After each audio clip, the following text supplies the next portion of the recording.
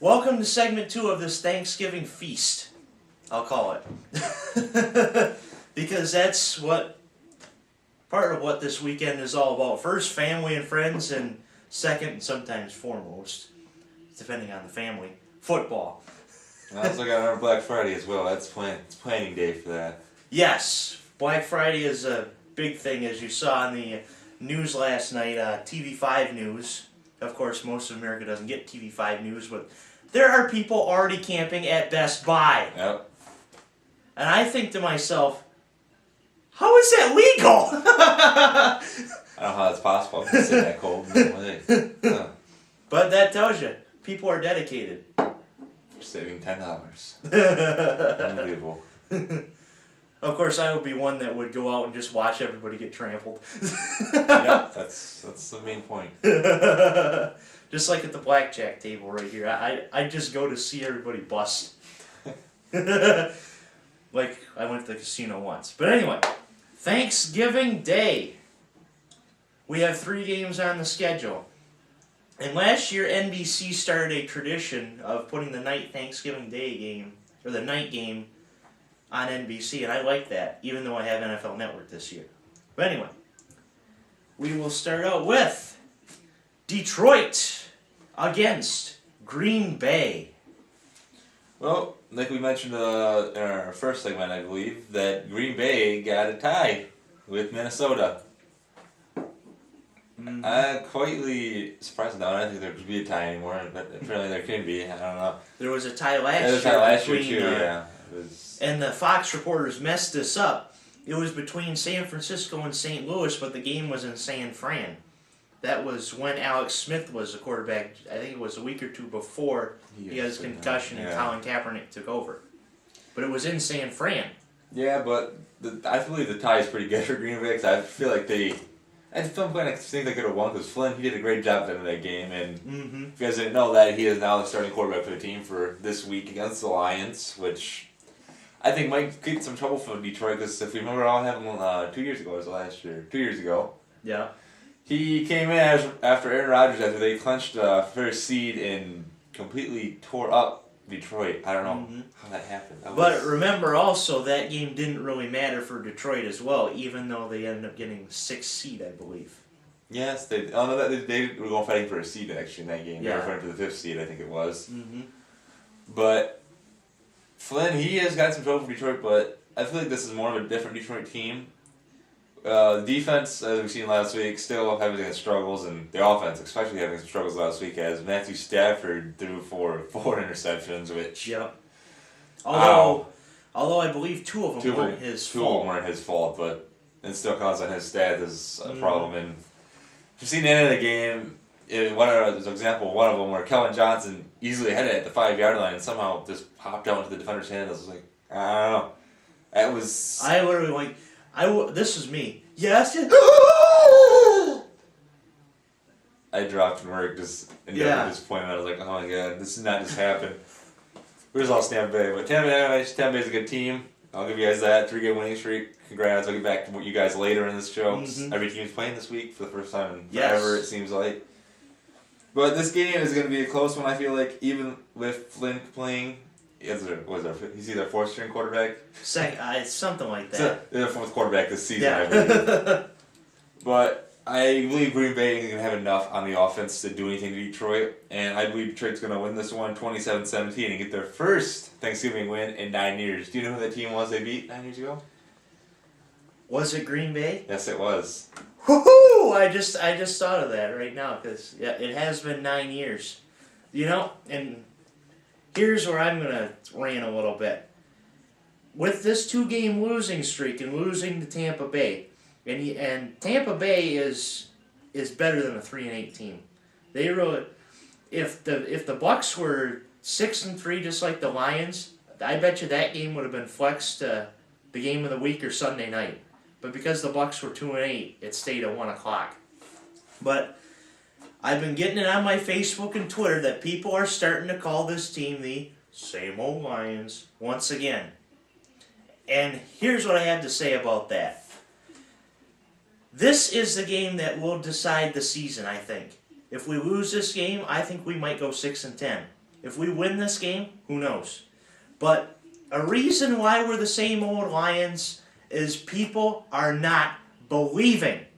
And yes, there are probably some old people that are Lions fans and laughing at me right now, but if you don't have a fan base, you don't have a team. Look at Seattle. Last year, what happened when Seattle played Detroit? People don't realize it, but Detroit beat Seattle. Because Seattle is almost like the Jets on the road, up and down team. But at home, Seattle are the beasts. They are beast mode because of their fan base. So people believe. And you know what? I'm going to pick Detroit over Green Bay as well. I had Green Bay at contradictory, but since you picked Detroit, I'm going to pick Detroit as well. Same score, 31-28. If we need to turn this ship around and people start believing. But if we lose this game and we don't make the playoffs, I think Schwartz gets fired. And somehow I almost think that should happen. I agree with that one, because right now, if he is not carrying this team in the right direction, and I kind of there's no discipline in that locker room when it comes to it. And yes. Someone needs to take control here. Like, I believe we need something like a Belichick in our locker room just to make sure you get all these bad people out of the way. And I feel like Sue might actually be a reason that he might leave possibly if he gets fired, though, I feel like. Mm-hmm. And the Packers, what was it, some defender for the Packers was talking about the Lions' defense, and I somewhat agree with him. If you don't have discipline, ugh. Yeah, because now Thanksgiving is more of what body part is Ndamukong Suh going to stomp on this year? Big bets on this right now, huh? I'm gonna go ankle. I'm gonna say kick somebody in the nuts again, just like Matt Schaub. I still don't see how people think he did that. Like, he didn't attempt to do that at all. I don't know. And he kicked him in the ding ding. But anyway, that is my Lions rant for this week. Next Thanksgiving Day game, Dallas against Oakland. And yes, this is the time where I'm eating turkey. Well, and Oakland last week took a surprising loss to Tennessee, which I didn't think they would be possibly that good against those teams. I thought Oakland had a pretty good offense that could stop Tennessee, but Oakland has proved me wrong there, and they are now coming against a Dallas team who also, they got a big win last week in a game I didn't think they could beat against a streaking Giants team. Mm-hmm.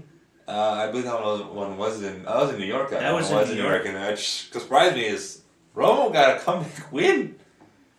Believe it or not. I don't know. I'd never seen him get a comeback win in my entire life watching him, but he did it, and I guess I'll give congratulations to him on that part. Because this was basically Romo until that game.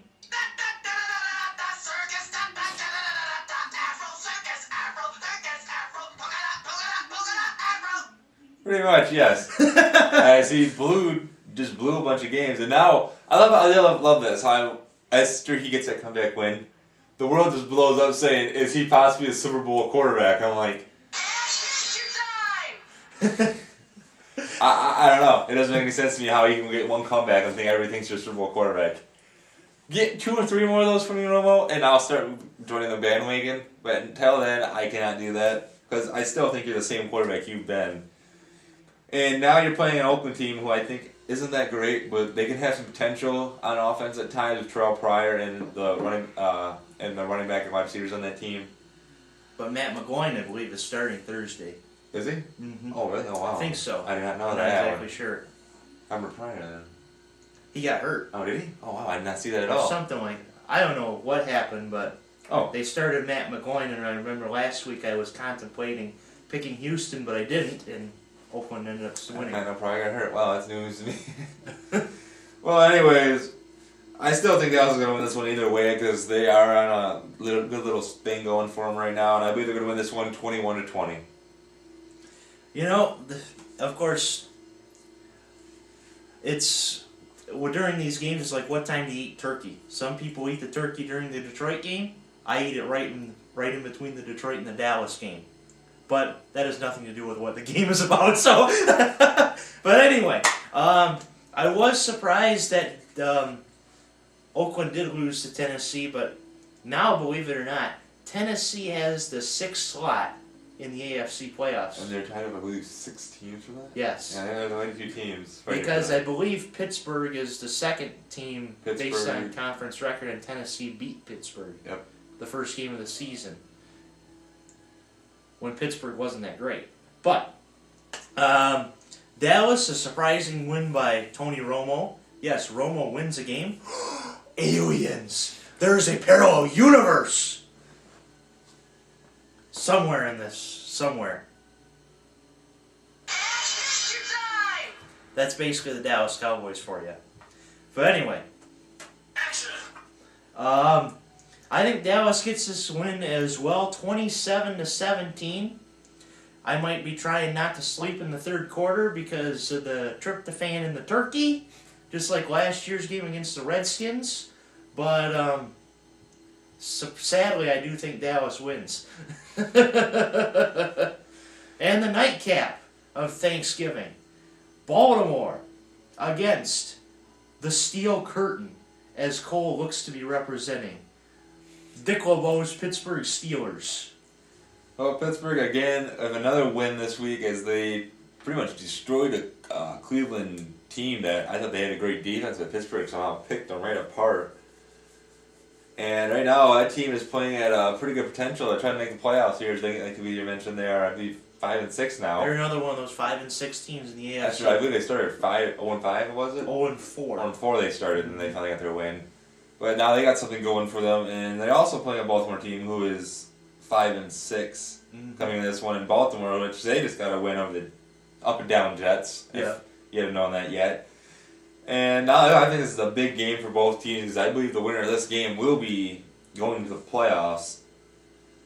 This game was kind of like a toss-up for me. Yes. I felt like both teams are very good coming in the street. Joe Flacco, he had a alright game last week, still not playing up to his money, I feel like. But You're playing alright, Bert. But this one is, like I said, this is a tough one. I feel like Pittsburgh isn't going to Baltimore to win this game, though. 27-24. I just feel like Pittsburgh has something going for them right now, and they have some deadly wide receivers on that team. And I feel like that's what's going to carry them for this win. This one, like Cole said, this is another one of these toss-up games. Like Cole said last week, Baltimore looks to be making a run, but I think I looked at their schedule and they look to be playing the wrong teams to do so. Kind of like, as we'll talk later, the Bucks. But they did get an impressive win. Well, maybe not so impressive, but a win over the Jets nonetheless. And they basically defeated the logics of the New York Jets, which was win-loss, win-loss, win-loss, loss. Wait a second. Yes, you lost again, Jets. Anyway, sorry, Greene. But I believe Pittsburgh wins this game 24-21 on a closing seconds 45-yard field goal by Sean Sweezum, I believe their kicker is. But yes, Ben Roethlisberger just got named the AFC Offensive Player of the Month. Antonio Brown is on my fantasy team, so that's the reason why they're winning.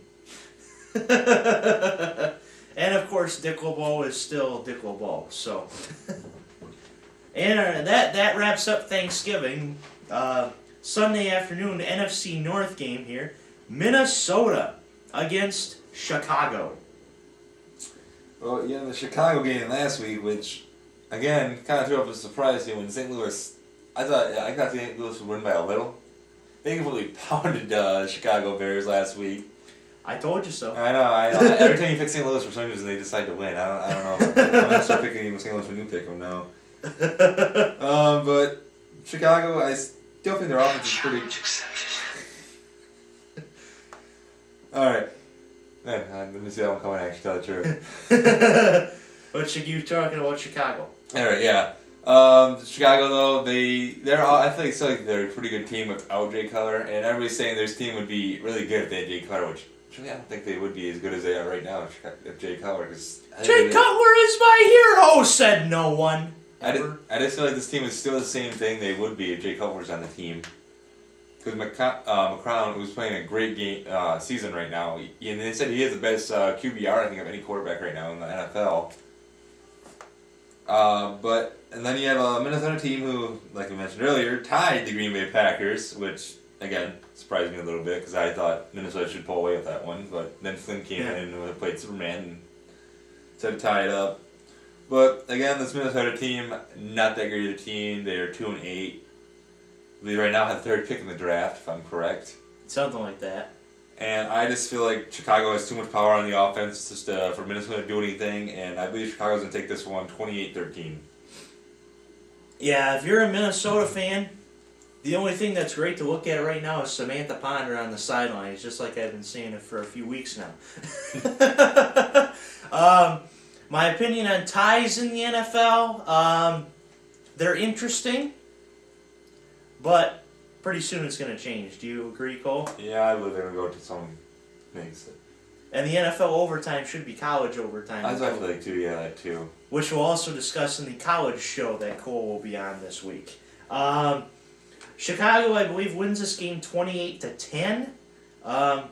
Minnesota is just a mess, just like 3 years ago when the dome caved in, and that's a game you went to. I didn't go to the game, but I was at the replacement game for the Minnesota Giants. Yes. You were at the game in Detroit. Yes, when they I played. was that one.